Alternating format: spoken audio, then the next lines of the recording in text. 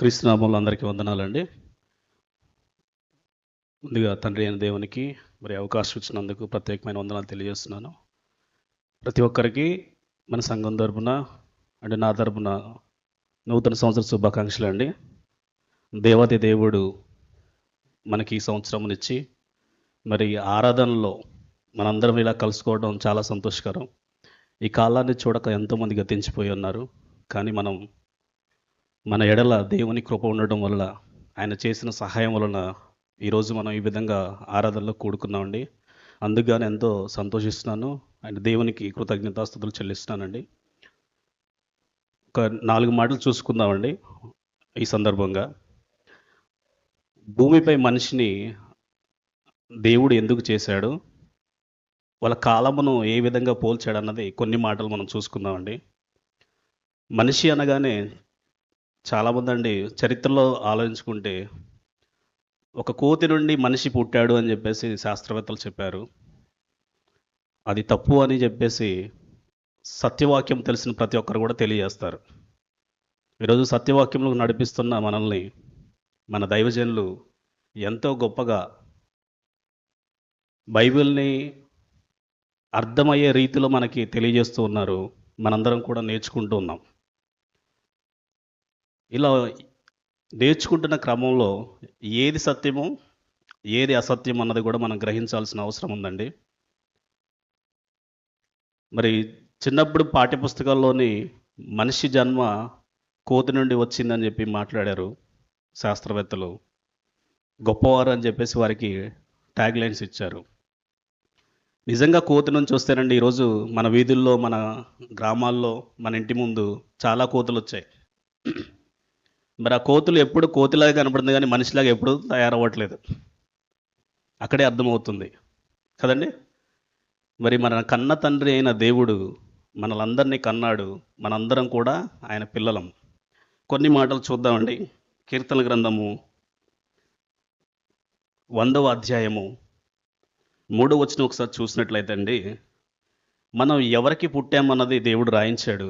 కీర్తన గ్రంథము 100వ అధ్యాయము 3వ వచనం చూసినట్లయితే, యెహోవాయే దేవుడని తెలుసుకొనుడి. యెహోవా తప్ప మరి ఏ దేవుడు లేడని అర్థం అండి. యెహోవాయే దేవుడని తెలుసుకొనుడి, ఆయనే మనలను పుట్టించెను. ఎవరు పుట్టించారండి మనల్ని? తండ్రి అయిన దేవుడే మనల్ని పుట్టించాడు. మనకి పుట్టించెను అనే దగ్గర ఒక పుట్నోట్ ఉంది. మనం చూసుకుంటే సంఖ్య నంబర్ 1 ఉందండి. కింద మనం చెక్ చేస్తే మనల్ని మనమే సృజించుకొనలేదు. ఎవరు సృజించారు మనల్ని? తండ్రి అయిన దేవుడు. మన ప్రారంభంలోనికి వెళ్తేనండి ఒక మాట చూసుకున్నట్లయితే, మన ప్రారంభ పితరులు ఆదాము గారు, హవ్వమ్మ. మరి ప్రారంభంలో తండ్రి అయిన దేవుడు ఒక మట్టితోటి నిర్మాణం చేసి ఆ బొమ్మకి జీవాత్మను ఇచ్చాడు. దాని తర్వాత ఆయన మనిషిగా అయ్యాడు. మరి మనందరం కూడా దేవుని ఆత్మ స్వరూపమును, ఆయన రూపముని కలిగిన వారం మనంతా. కానీ చాలామంది ఏంటంటే మనకు వచ్చిన సమస్యలకో, కష్టాలకో, లేకపోతే అప్పుల బాధలకో, లేదంటే ఇంకేదో బాధలు వచ్చినప్పుడు ప్రార్థనలో కూడా చాలామంది నేను మట్టి పురుగుని, దేనికి పనికిరాని పాత్రను, ఈ పాత్ర నీకు పనికిరాదయ్యా అని చెప్పేసి చాలామంది ప్రార్థన చేస్తూ ఉంటారు. తాత్కాలికంగా ఉండే సమస్యల గురించి ఎక్కువ బాధపడితేనండి దేవుని ప్రేమను మనం తెలుసుకోలేం. అపవాదిగాడు వేసే వెయిట్ అది. అంటే ఒక సమస్యని సృష్టిస్తేనండి దేవుడు అనే కాన్సెప్ట్ మర్చిపోతాం. సో దేవాది దేవునికి పుట్టిన మనము ఎలా ఉండాలంటే ఎన్ని సమస్యలు వచ్చినా, ఎన్ని ఇబ్బందులు వచ్చినా ధైర్యంగా ఉండాలి. మన దైవజనుల నుంచి మేము నేర్చుకున్న జీవిత పాఠాలు, అదేవిధంగా బైబిల్లో అర్థవంతంగా మేము నేర్చుకుంటూ మరి ఆత్మను రక్షించుకున్నటకు, ఆత్మను రక్షించుటకు తర్ఫీదు పొందుతూ ఉన్నాం. మరి ఎన్ని సమస్యలు ఉన్నా కానీ చిరునవ్వుతోటి సేవలో ముందుకెళ్తూ ఉంటారు మన దైవజనులు. మనందరికీ బాగా తెలుసు, అందరం కూడా దగ్గరుండి చూస్తూ ఉంటాం. మరి దేవుడు ఆత్మ కనుక ఆయన ఆత్మతోటి మనం ఆరాధించాలి. వచ్చే కష్టాలను భరించలేక మనం బాధపడుతూ ఉంటేనండి దేవుని పని చేయలేం. మనందరం కూడా పుట్టింది ఎవరికి? తండ్రి అయిన దేవునికి.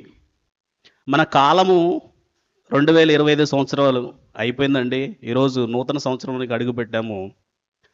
మన జీవిత కాలము దేవుడు ఏ విధంగా పోల్చాడో ఒకసారి చూసినట్లయితే బైబిల్ గ్రంథంలో చూద్దామండి.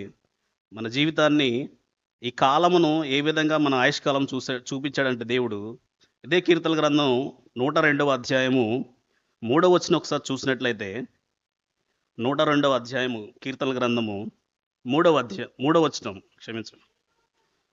మన కాలంలో దినములు ఎలా ఉన్నాయంటే అండి, పొగ ఎగిరిపోనట్లుగా నా దినములు తరిగిపోవచ్చున్నవి. పొగ ఎంతసేపు కనబడిద్దండి మనకి? సెకండ్స్లోనే అలా వెళ్ళిపోద్ది. అన్నం ఉడికేటప్పుడు ఆ మూత తీస్తేనండి, ఆవిరి ఏ విధంగా అయితే వెళ్ళిపోతుందో క్షణంలోనే మాయమవుతుంది, కనురెప్పపాటున. సో మన జీవితం, భూమి మీద ఉన్న కాలం కూడా ఒక పొగతోటి పోల్చాడండి. అంటే మనకి అర్థం కావటం కోసం పొగతో పోల్చినారేమో అనుకుంటున్నాను నేను. పొగ ఎగిరిపోనట్లుగా నా దినములు తరిగిపోవచ్చున్నవి. పొయ్యిలోనిది కాలిపోయినట్లు నా ఎముకలు కాలిపోయి ఉన్నవి. మన ఆయుష్ కాలమును ఒక పొగతో పోల్చాడండి దేవుడు. అదే కిందికి వస్తానండి, 11వ వచనం చూసినట్లయితే, నా దినములు సాగిపోయిన నీడను పోడి ఉన్నవి, గడ్డి వలె నేను వాడి ఉన్నాను. చూడండి ఎంత అద్భుతంగా మనకి అర్థమయ్యే రీతిలో దేవుడు రాయించాడు. నా దినములు సాగిపోయిన నీడను పోలి ఉన్నవి. చూడండి, ఎండ వచ్చినప్పుడు మన నీడ మనకు కనబడిద్ది, ఎండ పోగానే వెంటనే కనుమరిగిపోతుంది. అదేవిధంగా గడ్డి వలె నేను వాడి ఉన్నాను. ఎండకండి గడ్డి ఎండిపోతుంది, మళ్ళీ చల్లదనం వచ్చేసరికి పచ్చగా కనిపిస్తూ ఉంటుంది. అంటే మన జీవితాలు ఈ లోకంలోని ఎప్పుడు ఏ విధంగా ఉంటుందో, ఎప్పుడు ఆయుష్ కాలం తీరిపోతుందో మనకు తెలియదండి. మన ఆయుష్ కాలము దేవుని వశమై ఉన్నది. ఆయన ఎప్పటి వరకు రాశాడు ఆయన గ్రంథంలో, అప్పటి వరకు మనం ఉండాల్సిందే. ఆ ఉన్న సమయంలోనే మనకి తోచినంత దేవుని పని చేసుకుంటూ ముందుకెళ్ళాలి. కానీ ఈ సమస్యల వలయంలో కొట్టుకుంటూ, లేదా తిట్టుకుంటూ, లేదా సమస్యలు ఎక్కువ ఉన్నాయని చెప్పేసి అధికంగా మనం బాధపడుతూ ఉంటే దేవుడు అనుకున్న ఆయన ఒక సంకల్పాన్ని మనం నెరవేర్చలేకపోతూ ఉంటాం. దేవుడు మనకి ఎన్నో ఉపకారాలు చేస్తూ వచ్చాడు. చూడండి, కొంతమంది మనకి తోటివారు కొంత సహాయం ఏదైనా చేశారంటే వారిని మేలుని మర్చిపోలేము అంటాం. మరి తండ్రి అయిన దేవుడు మనల్ని తల్లి గర్భంలో పడ్డ దగ్గర నుంచి మరి ఇంత వయసు వచ్చేంతవరకు మనల్ని కాపాడి, మరి ఆయన చేసిన ఉపకారాలు చాలా గొప్పవండి. ఒక మాట చూసి ముగిస్తానండి. 103వ కీర్తన గ్రంథం 103వ అధ్యాయము 1వ వచనం నుంచి 3వ వచనం వరకు చూద్దామండి. నా ప్రాణమా యెహోవాను సన్నతించుము, నా అంతరంగమున ఉన్న సమస్తమా ఆయన పరిశుద్ధ నామమును సన్నతించుము. నా ప్రాణమా యెహోవాను సన్నతించుము, ఆయన చేసిన ఉపకారములలో దేనిని మరువకము. ఆయన నీ దోషములన్నింటినీ క్షమించువాడు, నీ సంకటములన్నిటినీ కుదుర్చువాడు. చాలమ్మ. సో నా ప్రాణమా యెహోవాను సన్నతించుము, దావీదు గారు రాసిన కీర్తన అండి ఇది. ఆయన ప్రాణంతో మాట్లాడుతున్నాడు. మనందరం కూడా ఆ విధంగానే మన ప్రాణంతో ఎన్ని కష్టాలు వచ్చినా, ఎన్ని నష్టాలు వచ్చినండి, మరి దేవుని వైపు ముందుకు వెళ్ళాలి. ఆయన చేసిన ఉపకారములు మరవకుండా మనం కృతజ్ఞత కలిగి ఉండాలని ఈ నా మాటలు ముగిస్తున్నానండి. ఈ అవకాశం ఇచ్చినందుకు అధ్యక్షుల వారికి మరియు వైస్ ప్రిన్సిపల్ గారికి, సంఘానికి ప్రత్యేకమైన వందనాలు తెలియజేస్తున్నాం. థ్యాంక్ యూ అండి.